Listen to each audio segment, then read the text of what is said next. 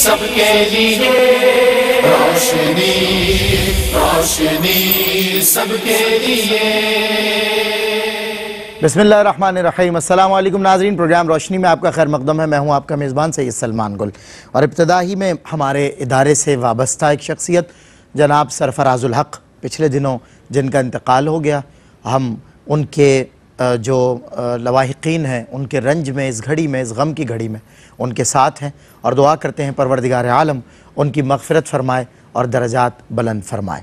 Programme روشنی میں ہم عقائد اسلامیہ اور صفات باری تعالیٰ پر آج بات کریں گے۔ جب کسی بندے میں کوئی اچھا وصف دیکھا جائے تو دل بڑا خوش بھی ہوتا ہے، اور لوگوں سے ہم کہتے ہیں کہ یار فلاں بندہ ہے، بڑا سخی ہے، اس میں یہ وصف باری تعالیٰ ہے، یہ وہ وصف ہے جو اللہ کا وصف ہے مگر اس کے بندے میں بھی نظر آتا ہے۔ کوئی شخص جو لوگوں کو کھلانے پلانے میں، سفرہ بچھانے میں، یعنی مسکین کو کھلانے کی ترغیب دیتا ہے، اس میں ہم جو وصف دیکھتے ہیں ہم بولتے ہیں یہ صفت تو اللہ کی صفت ہے، اللہ کے بندے میں نظر آتی ہے۔ اچھا، اللہ کے بندوں سے ہی اللہ تک پہنچنا بڑا آسان ہے اگر ان میں اس کی صفات نظر آئیں، اگر ان میں اس کے احکامات کی بجا آوری نظر آئے، وہ تمام تر باتیں جن سے رب ملتا ہے وہ جس بندے میں نظر آئیں، اس بندے سے جڑ جانے سے بھی رب مل جاتا ہے۔ اس بندے کے قریب آپ کو خداوند ذوالجلال کی رحمت ملتی ہے، اس کی تائید ملتی ہے، رب کی حمایت ملتی ہے، رب کی جانب سے عطائیں اور جزائیں ملتی ہیں، اور انعامات کی بارشیں ملتی ہیں۔ دنیا میں بھی عزت اسی کا مقدر ہے جو رب تعالیٰ کے احکامات کی بجا آوری کرے۔ رب تعالیٰ کی جو صفات ہیں، مثال کے طور پر کوئی شخص ہے، اس میں یہ وصف ہے کسی کو تکلیف میں نہیں دیکھ سکتا، تو کیا ہمارا رب کسی کو تکلیف میں دیکھ سکتا ہے؟ اور کوئی شخص ایسا ہے جس کی پہلی پرائرٹی دنیا میں، وہ تمام تر وسیلوں پہ ایمان ضرور رکھتا ہے مگر پہلی اولین ترجیح جو ہے وہ رب تعالیٰ کی ذات ہے۔ وہ سب سے پہلے اپنے رب کے حضور پیش ہو کے اپنا جو بھی اس کا وہ ہوتا ہے مقدمہ، وہ رب کے حضور پیش کرتا ہے، پہلے رب سے طلب کرتا ہے اور رب پر ہی یقین رکھتا ہے، اور پھر وسائل کے لیے بھی کوشاں رہتا ہے۔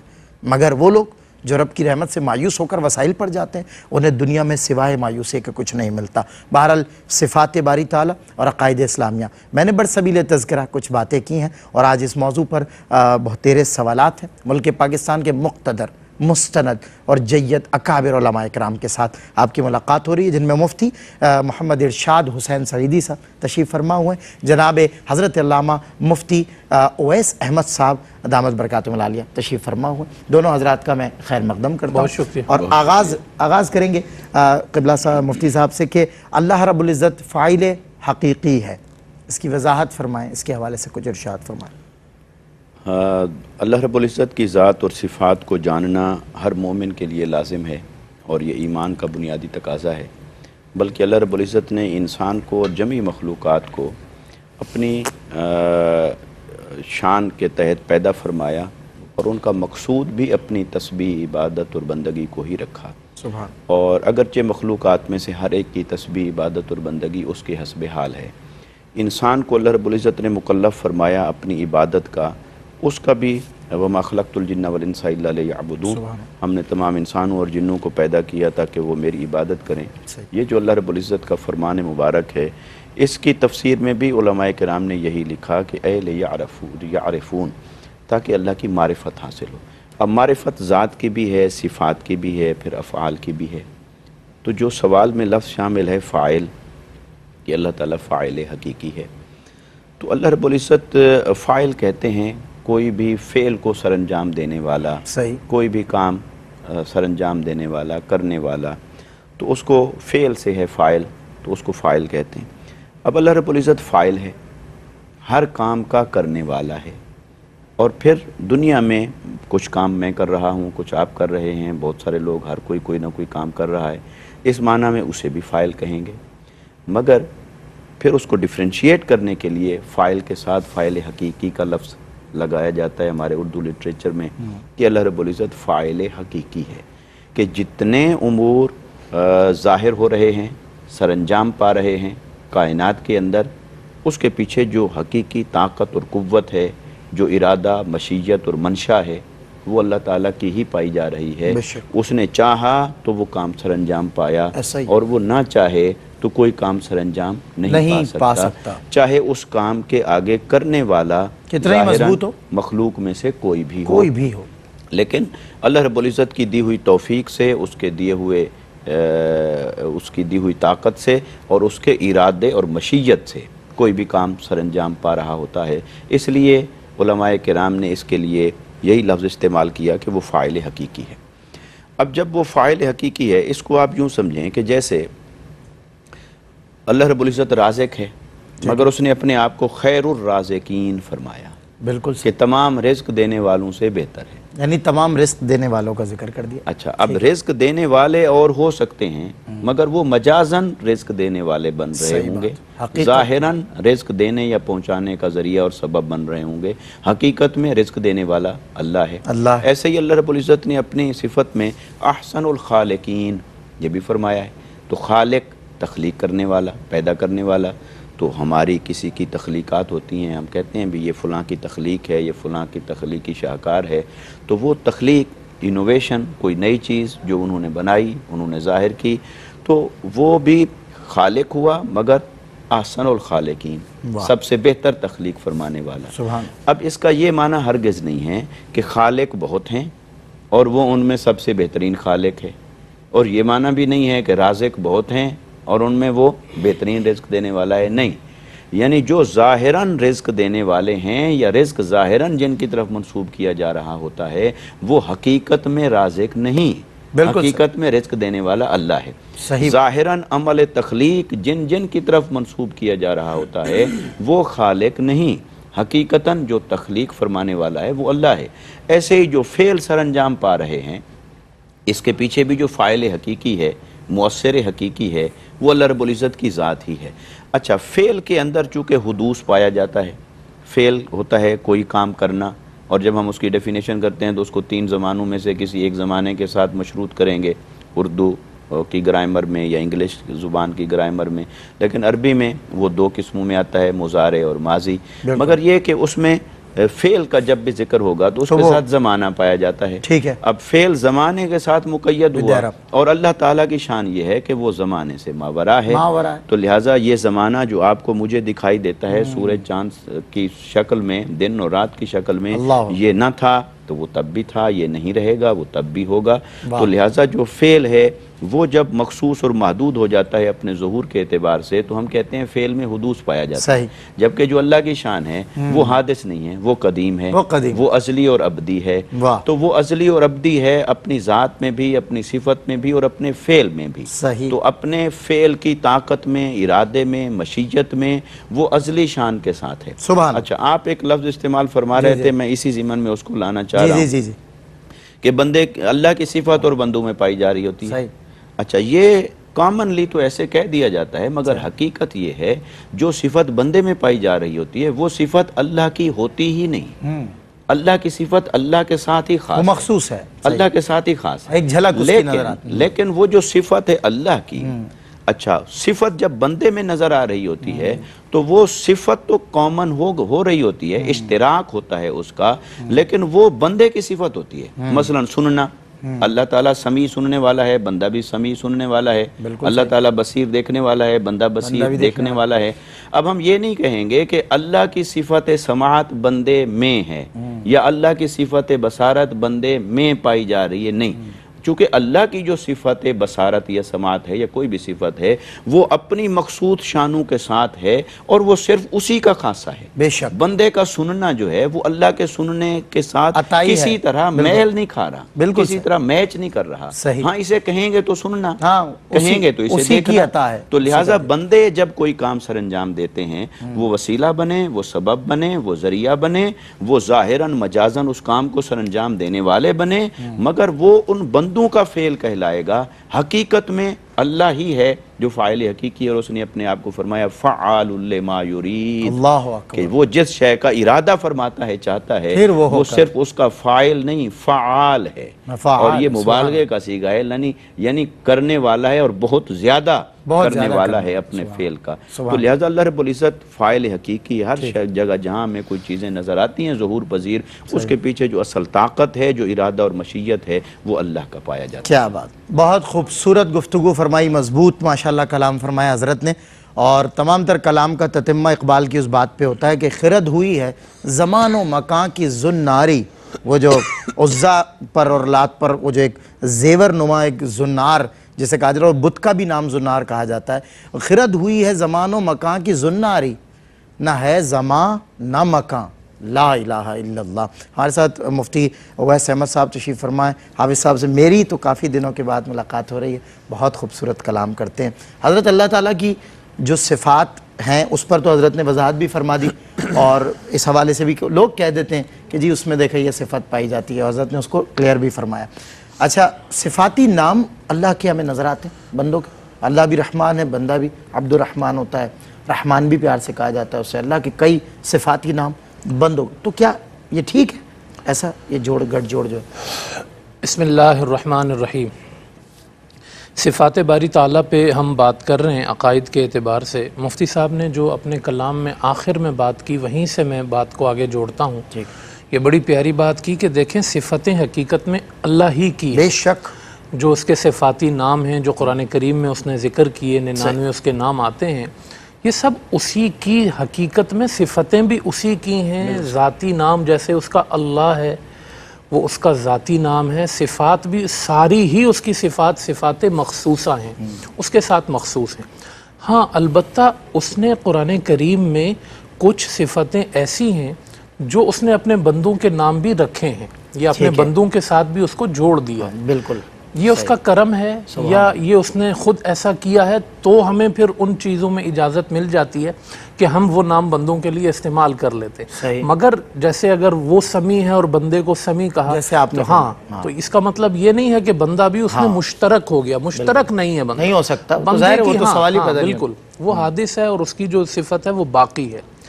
باقی رہا یہ سوال کہ کون سی صفتیں ایسی ہیں کہ جو اللہ کے ساتھ مخصوص ہیں، وہ بالکل استعمال ہی نہیں کر سکتے بندے کے لیے، اور وہ کون سی ہیں جو بندوں کے لیے استعمال کر سکتے ہیں۔ تو اس میں علماء نے یہ وضاحت کی کہ وہ صفتیں جن کا معنی اللہ ہی کے ساتھ مخصوص ہے، مثال کے طور پر جیسے رحمان ہے، ٹھیک ہے نا، ایک تو رحیم ہے، اور رحمان اس کا ایک کلائمیکس ہے، یعنی وہ اتنا سپرلیٹو، وہ جو لفظ رحمان ہے نا، اسے علماء نے خاص کیا ہے کہ یہ تو بندوں میں کسی کے لیے استعمال نہیں ہو سکتا، نہ قرآن و حدیث میں کسی کے لیے استعمال ہوا ہے، یہ اللہ ہی کے ساتھ خاص ہے۔ اسی طرح قدوس کی جو صفت ہے وہ اللہ کے ساتھ خاص کی گئی ہے، اسی طرح خالق کی جو صفت ہے وہ اللہ کے ساتھ خاص کی گئی ہے، اسی طرح رزاق کی جو صفت ہے وہ اللہ کے ساتھ خاص کی گئی ہے، اسی طرح جو باری کی صفت ہے وہ اللہ کے ساتھ خاص کی گئی ہے۔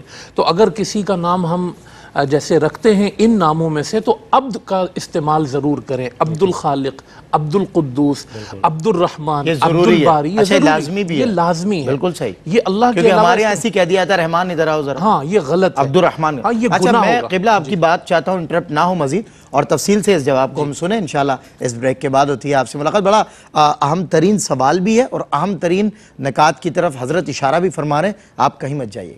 جی خوش آمدید ناظرین، خیر مقدم ہے ایک مرتبہ پھر آپ کا عقائد اسلامیہ اور صفات باری تعالیٰ آج ہمارا موضوع ہے، اور اللہ رب العزت سے جڑ جانے کی خاطر ان موضوعات کا انتخاب کیا جاتا ہے، کیونکہ ہم رب سے دور ہیں اور دیگر تمام لوازمات کے قری ہیں، اور کہیں بھی ہمیں کسی بھی سلسلے سے رب تک کا پتہ نہیں مل رہا، رب تک پہنچ نہیں پا رہے، تو ہمیں رب تک پہنچنا ہے۔ علماء کرام کی ہم الحمدللہ سرپرستی میں ان سے اصلاح لے رہے ہیں، یہ ٹریک کلیئر کر رہے ہیں، جو راستہ ہم نے جس میں بہت ساری باڑیں لگا دی ہیں، ہم خود کھڑے ہوئے ہیں درمیان میں، ہم اپنے آپ کو ہٹاتے ہی نہیں ہیں کہ ہم رب تک پہنچیں۔ تو بہرحال اس حوالے سے بات ہو رہی تھی، بڑا میں نے حضرت سے سینسٹیو کوسچن کیا کہ اللہ رب العزت کی صفات ہیں اور صفاتی نام ہیں، وہ صفاتی نام بندوں کے آپ ارشاد فرما رہے تھے۔ جی میں عرض کر رہا تھا کہ وہ صفتیں کہ جس کے معنی اللہ کے ساتھ خاص ہیں، علماء نے ان کو گنایا بھی، بتایا بھی، جیسے میں نے ذکر کیا، ہاں تو وہ بندے اگر نام رکھیں تو عبد کے ساتھ رکھیں، اس کے بغیر جائز نہیں۔ ٹھیک ہے، کچھ نام اللہ کے ایسے ہیں جو خود قرآن و حدیث میں اللہ اور اس کے رسول نے بندوں کے لیے استعمال کیے ہیں، بالکل ٹھیک، جیسے وَبِالْمُؤْمِنِينَ رؤوف الرحیم، رؤوف الرحیم، حضور علیہ السلام کے لیے استعمال ہوا، رؤوف بھی ہیں، رحیم بھی ہیں۔ حضرت شعیب علیہ السلام کی قوم نے ان سے کہا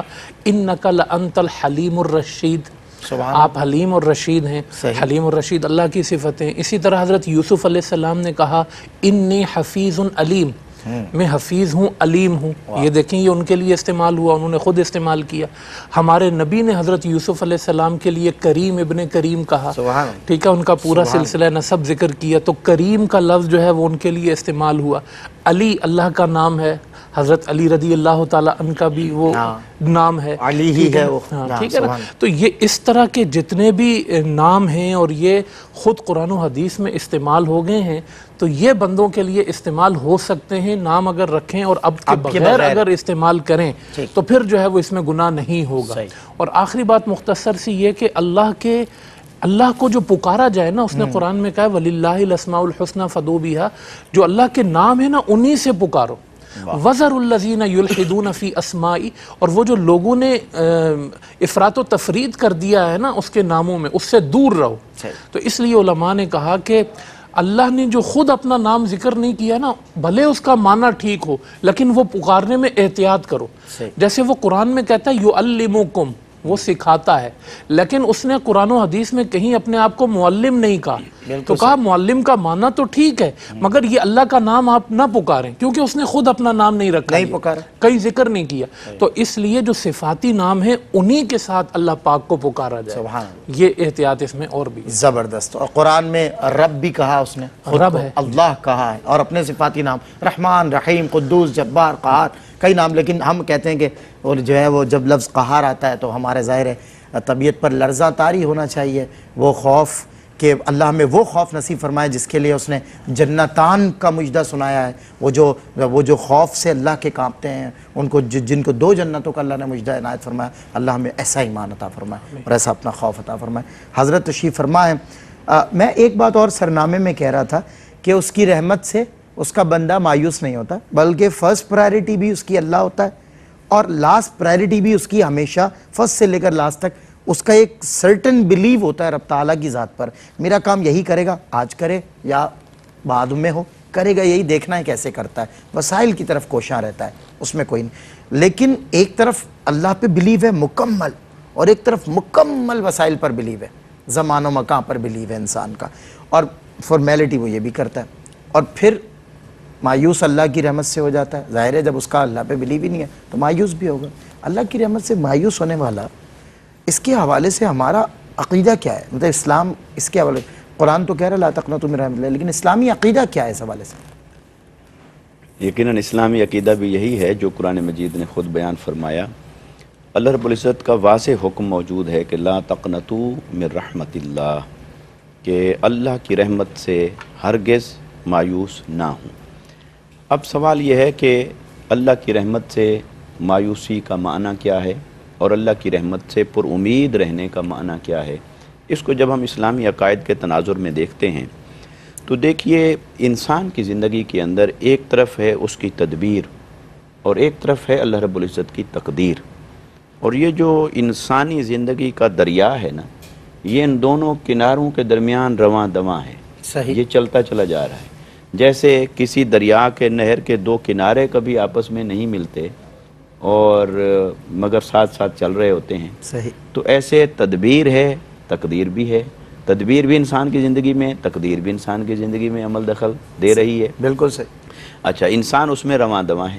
اچھا، پھر اگر آپ یہ مثال جو میں نے عرض کی اسی میں دیکھیں، جب کوئی انسان کسی ایک کنارے کے قریب کھڑا ہوگا تو دوسرے کنارے سے تھوڑا دور کھڑا ہوگا، اور عین ممکن ہے کہ جب وہ ایک کنارے پہ پہنچ جائے بالکل تو دوسرا کنارہ اس سے اوجھل ہو جائے. ایسا بھی ہوتا ہے بسا اوقات. تو یہ جو انسانی زندگی ہے، یہ جو چل رہی ہوتی ہے، اس کو اعتدال پہ قائم رکھنا ضروری ہے. اور وہی اعتدال حق ہے کہ تدبیر اور تقدیر کا اعتدال یہ انسان کو اللہ کی رحمت سے پر امید بناتا ہے. اور یہ کیسے پر امید بناتا ہے؟ اگر ہم اپنے اکابرین کے تصریحات پڑھیں اور جو عقائد کے باب میں انہوں نے ہمیں قرآن اور حدیث سے اخذ کر کے اس کا ایک نچوڑ، خلاصہ، مغز ہمارے سامنے رکھا، اس پر اگر ہم غور کریں، بسا اوقات لگتا ہے کہ انسان کے پاس جو لغت اور الفاظ ہیں وہ ساتھ ہی نہیں دے رہے کہ اللہ کی شان کے لیے کیا لفظ استعمال کریں. صحیح بات ہے، ایسا اکثر ہوتا ہے. اور یہی حمد کے معاملے میں دیکھیں، بڑے بڑے حمد لکھنے والے، اور یہی اس کی شان ہے کہ بھی وہ لا محدود ہے. واہ واہ، کہ وہ لفظوں میں بھی نہیں کیا سماتا اچھی بات، اور لفظوں کے دائرے میں اسے سمیٹا یا مقید نہیں کیا جا سکتا ہے. سبحان اللہ. اب اللہ کی جو شان رحمت ہے، اللہ تعالیٰ نے فرمایا رحمتی وسعت کل شیء، میری رحمت ہر شے پر وسیع ہے. اور خود جو اللہ رب العزت کی اپنی صفات ہیں تو وہ فرماتا ہے میری اپنی صفات پر بھی میری صفت رحمت غالب ہے، اللہ، اور اس کے لیے اس نے لفظ رحیم اور لفظ الرحمن یہ استعمال فرمایا۔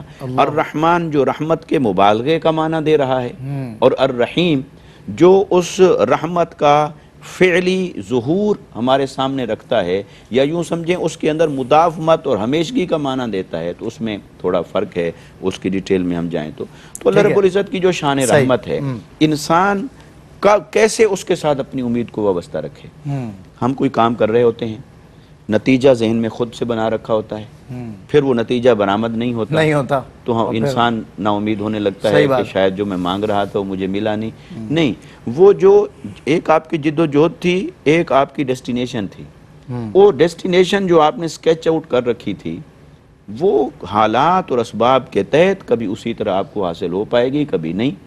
کبھی تدبیر آپ کے ساتھ کھڑی ہوگی، کبھی تدبیر آپ کے ساتھ نہیں کھڑی ہوگی۔ بالکل صحیح۔ لہٰذا وہ جب حاصل نہیں ہوئی تو اللہ کی رحمت سے مایوس نہیں ہونا، ہوپ جو امید ہے اللہ کی رحمت کی، اسے ہر حال میں قائم رکھنا ضروری ہے کہ میرا رب میری جد و جہد کا جو ثمر ہے وہ اس شکل میں نہ صحیح جس شکل میں میں چاہ رہا تھا، بالکل صحیح، تو ضرور کسی ایسی شکل میں عطا فرمائے گا کہ جو میرے حق میں بہتر ہے۔ بالکل صحیح بات۔ اور ایک سولوشن اور ہے، اور وہ یہ ہے کہ تو مسلمان ہو تو تقدیر ہے تدبیر تیری۔ اور اقبال نے کہا اچھا تدبیر پر ویسے بھی فوکس نہیں ہے، بعض اوقات صلاحیتیں نہیں ہوتی، بعض اوقات اپنی ٹیکنیکل مسٹیکس ہوتی ہیں، اور ہم کلیم یہ کرتے ہیں کہ ہم نے دعا کر دی تھی، رب سے ہوا ہی نہیں کام۔ جناب اپنی تدبیر کی غلطیاں اور اپنے وہ ایرر، سب سے بڑا ایرر ہم خود ہوتے ہیں، ہم خود اپنی ذات کے لیے سب سے بڑی رکاوٹ ہے۔ ہم اپنے آپ کو تو ذرا الگ کریں نا، اور پھر رب کے حضور کھڑے ہوں، دیکھیں پھر انا سے نکلیں ذرا، پھر دیکھیں رب کیسی مہربانیاں کرتا ہے۔ حضرت سے میں ایک عرض کرنا چاہ رہا تھا اس حوالے سے کہ اللہ رب العزت کی یہ شان نہیں ہے کہ کسی پر ظلم کرے، اور صفاتی ناموں کا ذکر ہو رہا تھا، ایک طرف پھر قہار بھی ہے وہ، تو ارشاد فرمائیے گا اس عقیدے کے حوالے سے کہ اللہ کسی پہ ظلم نہیں کرتا۔ بسم اللہ الرحمن الرحیم۔ جی یقیناً یہ ہر مسلمان کا عقیدہ ہے کہ اللہ پاک کسی پر ظلم نہیں فرماتا ہے، بلکہ حقیقت کے اعتبار سے دیکھا جائے وہی قادر مطلق ہے، وہی خالق جو چاہے مطلق، کرے اسی نے پیدا کیا، وہ اس پوری کائنات کا بنانے والا ہے، رزق اسی نے دیا ہے، ایک ایک مرحلے پر اسی کی حکمت، اسی کی قدرت کاملہ کار فرمائے، اور پھر وہ ان کے ساتھ جو بھی کرے، جو کرے وہ ظلم نہیں ہے، لیکن اس کے وہ مالک کے حقیقی ہے، لیکن اس کے باوجود آپ دیکھیں رب کا کمال دیکھیں کہ وہ بار بار قرآن کریم میں اس بات کا ذکر فرماتا ہے کہ میں اپنے بندوں پر ظلم نہیں کرتا۔ ظلم کے مقابلے میں جو صفت ہے عدل، وہ ہر جگہ عدل کو واضح کرتا ہے۔ ان اللہ یأمر بالعدل، وہ حکم بھی عدل کا دیتا ہے، حتیٰ کہ اس نے کائنات بنائی تو کہا میں نے عدل سے بنائی، انسان کو بنایا الذی خلقک فسواک فعدلک، وہاں عدل کا ذکر ہے۔ انسان کے بنانے میں بھی ہیں، آپ دیکھیں ترازو قائم کرنا، اس میں بھی فرمایا عدل کے ساتھ وہ قائم ہوگا، اور پھر ظلم کے بارے میں فرماتا ہے کہ وما ربک بظلام للعبید، تیرا رب بندوں پر ظلم کرنے والا نہیں ہے، اور پھر فرمایا کہ ان اللہ لا یظلم مثقال ذرہ، اللہ اکبر، ایک ذرے کے برابر بھی تیرا رب کسی پر ظلم نہیں فرماتا۔ اللہ اکبر، یہ اس کا کتنا کرم ہے دیکھیں اپنے بندوں پر۔ اچھا بعض مطلب تربیت بھی دیکھیں بندوں کی کیسی کر رہا ہے کہ میں عدل کر رہا ہوں، اگر میں یہ نہ بھی کرتا تو بھی عدل تھا، کیونکہ میں مالک ہوں۔ ہاں مالک ہوں، ظلم تو ہوتا ہی نہیں، ہاں مگر میرے لیکن ہر اس کے باوجود میں تمہیں کہتا ہوں کہ تمہاری جو نیکیاں ہیں اس کے بدلے میں تمہیں اجر ہی دوں گا،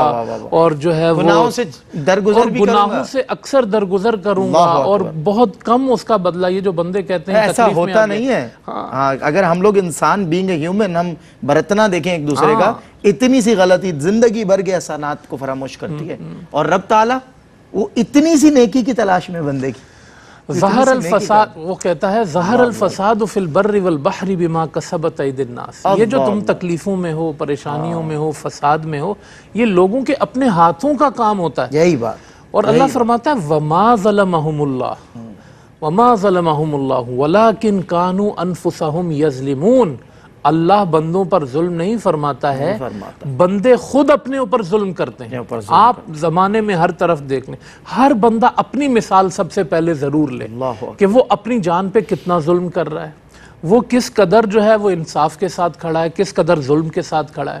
ایک بندہ بندے پر ظلم کتنا کر رہا ہے، آپ کائنات میں دیکھیں، اس وقت ہماری جو موجودہ عملی صورتحال ہے اس میں بھی دیکھیں، خون بہایا جانا، ڈاکہ زنی، چوریاں، کرپشن اور کیا کیا ہے نہ جانے معاشرے میں، ہر بندہ ظلم کی تصویر بنا ہوا ہے۔ بالکل ایسا ہی۔ تو کہاں وہ رب کائنات جو سب کو بنانے والا اور کہے میں ظلم نہیں کرتا، اور کہاں یہ مخلوق میں بندہ جس کو ذرے کی بھی اوقات جس کی اس کے سامنے وہ کھڑے ہو کر کسی پر ظلم کرے، وہ کسی پر ظلم کرے۔ اسی لیے آپ صلی اللہ علیہ وسلم نے فرمایا کہ الظلم ظلمات، ظلم کا معنی ہے اندھیرا۔ حضور نے فرمایا ایک اندھیرا کرو گے نا، قیامت کے دن اندھیروں میں تاریکی ہے، قبر سے وہ تاریکی شروع ہوگی اور پھر ہمیشہ تاریکی میں چلے جاؤ گے۔ تو اس لیے جو ہے وہ اللہ کا ایک تو یہ بالکل معاملہ جو ہمارے عقیدے میں ہے وہ عدل ہی فرماتا ہے، اور عدل سے زیادہ فضل فرماتا ہے۔ وہ کہتا ہے وَاسْأَلُوا اللَّهَ مِن فَضْلِ، اللہ کا فضل۔ مفتی صاحب نے آیت پڑھی نا، وسیعت رحمتی کل شیء، اس کی رحمت غالب ہے، بے شک وہ عدل سے بھی بڑھ کے عطا فرماتا ہے۔ تو یہ سیکھنا چاہیے بندوں کو کہ وہ ظلم نہ کریں، وہ فضل کریں، رحمت کریں، اور اللہ کی صفتوں سے یہ سیکھیں۔ کیا بات ہے اللہ، بہت خوب، سبحان اللہ سبحان اللہ۔ ربنا ظلمنا انفسنا وان لم تغفر لنا وترحمنا لنکونن من الخاسرین۔ بریک کے بعد ہوتی ہے آپ سے ملاقات۔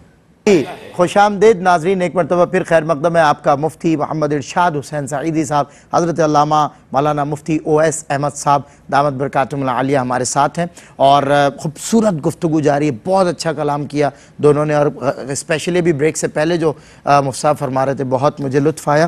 ہم اختتام اسی بات پہ کریں گے، سیریز جو ہے نا وہ ایمان باللہ کے حوالے سے ہے، اور اسی کی ضمن میں، اسی کی روشنی میں ہم جو ہے عقائد کی بھی بات کر رہے ہیں، اللہ کی صفات کی بھی ہم نے بات کی ہے، ایمان باللہ۔ میں تو اکثر لوگوں سے کہتا ہوں کہ ہم اضافی جو لوازمات ہیں اس میں گھن چکر ہو کے رہ گئے، مگر اللہ رب العزت ہمیں کہیں نہیں مل رہا۔ میں کسی کو بھی ٹونٹ کیے بغیر، کسی کو بھی ٹارگٹ کیے بغیر کہتا ہوں کہ ایک شخص پیر کی تلاش میں ہوتا ہے، مجھے اچھا پیر ملے جس کے ذریعے مجھے خدا ملے، وہ پیر تک پہنچتا ہے، معلوم یہ چلتا ہے کہ پیر صاحب کے پاس بھی اللہ نہیں ہے، باقی سب کچھ ہے۔ پیر صاحب کی کانٹیکٹ لسٹ بہت اسٹرانگ ہے، پیر صاحب کے تعلقات بہت زیادہ ہیں، پیر صاحب کا جاہ و عشم بہت ہے، پیر صاحب جناب لگژری گاڑیوں سے نہیں اترتے، ان کی لگژری رہائش، لگژری ترین جو ہے وہ ان کا لباس ہے، وہ ایک سے ایک سپرلیٹو جو ہے دنیا داری ان کے پاس آپ کو ملے گی، مگر غریب آپ کو ان کے پاس سڑتا ہوا نظر آئے گا۔ ایک تو غریب سے ملیں گے بھی نہیں بڑھ کر، اور اگر ملیں گے تو وہ غریب تو صرف اللہ لینے آیا تھا، اس کو تو پیر صاحب کے ارب روپے سے کوئی تعلق نہیں ہے، وہ تو صرف اللہ کی تلاش میں نکلا تھا، اللہ کی تلاش میں۔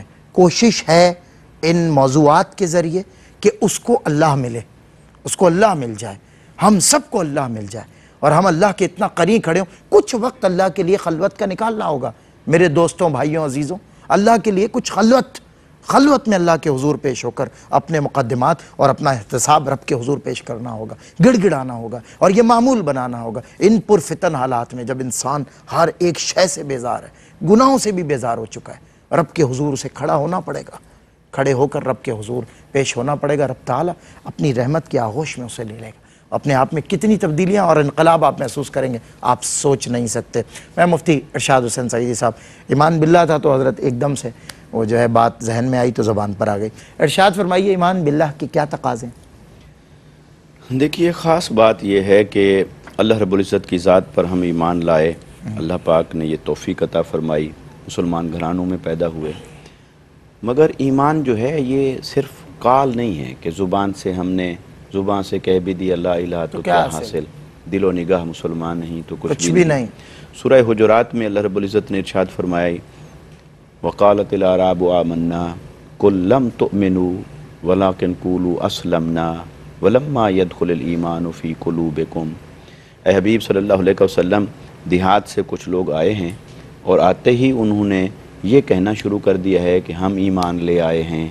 آپ انہیں فرمائیے تم ایمان نہیں لائے، ابھی تم اسلام لائے ہو، ابھی ایمان تمہارے دلوں میں داخل نہیں ہوا۔ اب یہاں پر قرآن کون سی حقیقت کو ہم تک پہنچا رہا ہے، اور اس مکالمے کے اندر کوئی تو حقیقت ہے جس کی جستجو کی طرف ہمیں بلایا جا رہا ہے، وہ یہ کہ جو ایمان ہے اگر صرف ہم اسے عقیدہ بنا کے پھر رہے ہیں، تو عقیدہ تو یہاں رہتا ہے دماغ کے اندر، صحیح بات ہے، کہ اللہ کو کیسے ماننا ہے وہ تو یہاں رہتا ہے، مگر یہ جو ہے دل، قلب، اس کا تعلق کیفیات کے ساتھ ہے۔ ایسا ہی ہم اللہ پر ایمان لائے، مگر کیا ہمارے دل کی کیفیات بھی ایسی ہیں کہ واقعی ہم اللہ پر ایمان لائے؟ صحیح بات، کیا ہمارے پاس صرف عقیدہ ہے یا ایمان بھی ہے؟ ایمان بھی ہے، کیا ہمارے پاس صرف تھیوری ہے یا practical؟ کچھ کیفیات بھی ہیں جو ہمارے من میں اتری ہوئی ہوں؟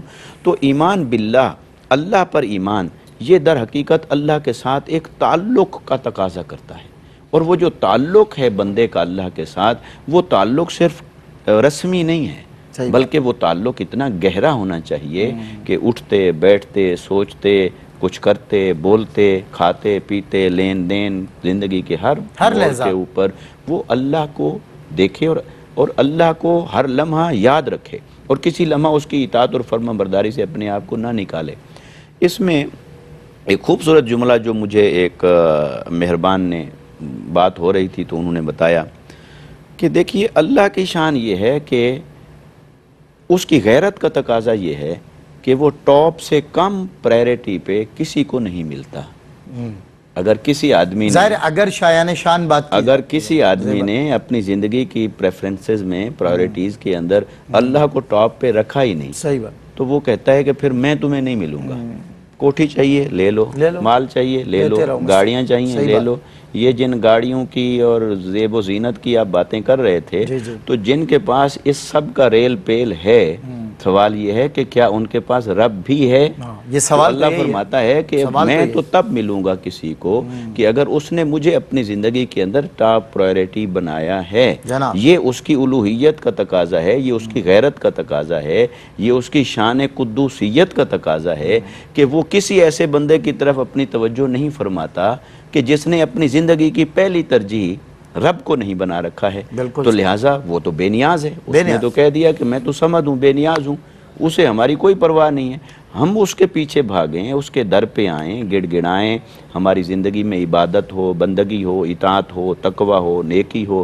اچھا، پھر یہ جو ہم دعائیں کرتے ہیں وہ بھی ایک تعلق ہے، وہ بھی اللہ کے ساتھ تعلق کا تقاضا ہے۔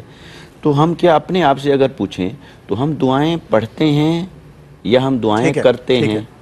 تو شاید ہمیں اندر سے جواب آئے ہم دعائیں پڑھتے ہیں۔ کرنا اور مانگنا اس کیفیت میں ڈوب کر جب اللہ سے تعلق ایمان جوڑیں گے، اس کی لذت کچھ اور۔ بالکل صحیح، بہت خوبصورت بات، ماشاءاللہ۔ یہ پیغام میرے دل کی بات آپ نے کر دی کہ ہم دعائیں کرتے ہیں یا دعائیں پڑھتے ہیں۔ ہم اصل میں دعائیں پڑھتے ہیں، بس کرنا اور بات حضرت مانگنا اس کے حضور بہت چاہتا ہے۔ وہ اب حج کا موقع ہے، وہ پرا گندہ بال پسند فرما رہا ہے۔ وہ بندے کو بندہ اپنی حیثیت ہی بھول جائے نا، مطلب وہ سمجھ جائے کہ فانی حیثیت کو ظاہر کرے، میں فانی ہوں اور اس کو وہ تو باقی ہے۔ یہ حیثیت کا ایک جو ڈیفرنس ہے نا مانگنے اور کرنے کا، یہ ذرا محسوس کریں۔ قبلہ مفتی صاحب سے میں پیغام لینا چاہوں گا۔ آج کا تمام تر موضوع آپ سے کچھ تقاضا کرتا ہے، ایمان باللہ۔ جی بالکل، ایمان باللہ پر بات ہوئی۔ قرآن کہتا ہے وَمَن يُؤْمِن بِاللَّهِ يَهْدِ قَلْبَهُ۔ ہمیں یہ ڈھونڈنا چاہیے کہ ایمان پاورفل کتنا ہے، اس کے اثرات کہاں کہاں ہم میں موجود ہیں۔ اللہ کہتا ہے جو مجھ پہ ایمان لاتا ہے میں اس کا دل سیدھا کر دیتا ہوں۔ ایک جملہ، جو ایمان لایا اللہ نے اس کا دل سیدھا، تو کیا دل سیدھے ہیں کہ نہیں؟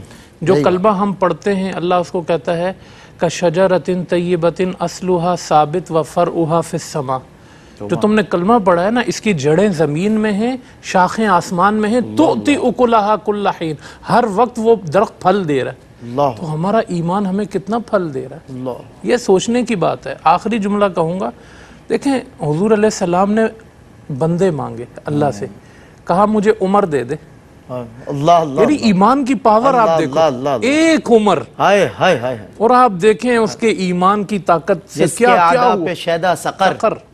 تو یہ ہے کہ آپ جو ہے نا وہ بندے بنے جو اللہ اور اس کے رسول کے مطلوب ہوں۔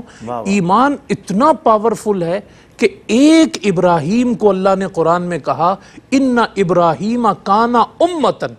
اللہ اکبر، اللہ بندوں کی اور کاؤنٹٹی کی بات کہاں سے آئی؟ کتنے مسلمان اس وقت دنیا ایک ابراہیم، اللہ ایک ابراہیم کو اللہ نے پوری امت کہا، کیوں؟ دل مومن تھا، دل سیدھا تھا، یہدی قلبہ۔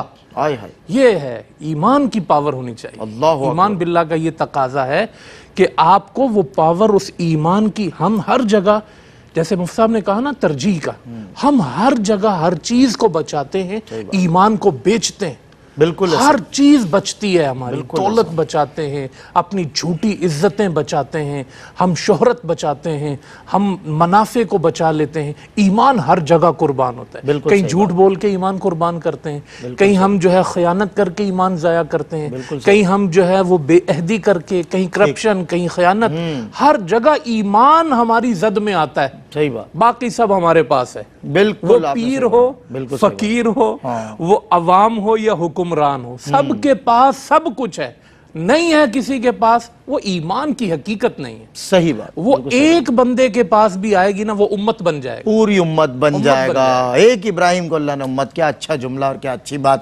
میں علامہ صاحب آپ کا شکریہ، مفتی صاحب قبلہ آپ کا شکریہ، کیا خوبصورت کلام کیا، ماشاءاللہ خوبصورت پروگرام رہا، اور میں نے یہی عرض کیا تھا اور یہی عرض کرتے ہوئے آپ سے رخصت ہوتا ہوں کہ بندہ رب کی تلاش میں مارا مارا پھرنے والا رب اسے بھی پسند فرماتا ہے کہ دیکھو یہ میری تلاش میں کہاں کہاں نہیں سفر کرتا، میرے احکامات کی بجا آوری کرتا ہے، رب تعالیٰ فرشتوں کی جماعت میں خوش ہو کر اس کا ذکر فرماتا ہے کہ دیکھو اس کی ترجیح میں ہوں، اس کی بنیاد بھی میں ہوں، اس کی اصل بھی میں ہوں، یہ اس کا ایمان بھی میں ہوں، اور میں نے اسے ایمان کی دولت سے مالا مال کیا اپنی جستجو میں۔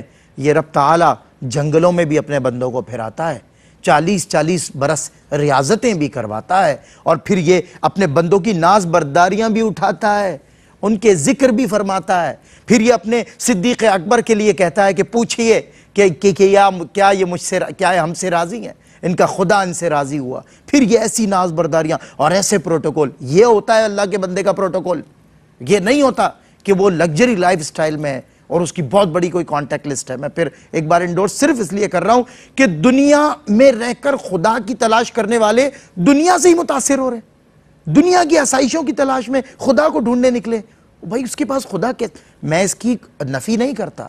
سیدنا شیخ عبد القادر جیلانی ہمارے پاس ایک ایسا سیٹ ایگزامپل ہے کہ وقت کا عمدہ ترین لباس آپ نے زیب تن فرمایا، وقت کا عمدہ ترین عطر یعنی خوشبو آپ استعمال کیا کرتے تھے، اور عمدہ ترین سواری رہائش اور خوان آپ کا ہوا کرتا تھا، مگر وہاں چارپائی کے نیچے سے بھی قطب نکل جاتا تھا، وہاں تربیت میں جو آ گیا وہ پھر اللہ کا ولی بن کے ہی جاتا تھا۔ مگر آج کی تربیتیں آپ کو ولایت دے رہی ہیں یا ولایت سے دور کر رہی ہیں؟ غور کیجئے، اور پریکٹیکلی جو عملی تقاضے نا ایمان باللہ کے، سراپا ایمان باللہ سراپا آپ پہ نظر آنا چاہیے آپ کی پریکٹیکل سے۔ پہلی ترجیح رب کو بنا لیں، آپ کا رب ہی کرے گا جو کرے گا، کوئی نہیں کرے گا، اگر وہ نہ چاہے کر لیں جو کرنا ہے، آخر موت ہی ہے۔ بہرحال اپنے میزبان سید سلمان گل کو اجازت دیجیے، مفتی ارشاد حسین سعیدی صاحب، علامہ حافظ اویس احمد صاحب کا شکریہ ادا کرتا ہوں، ایک بار پھر بہت خوبصورت کلام کیا۔ السلام علیکم ورحمۃ اللہ وبرکاتہ۔ روشنی سب کے لیے، روشنی روشنی سب کے لیے۔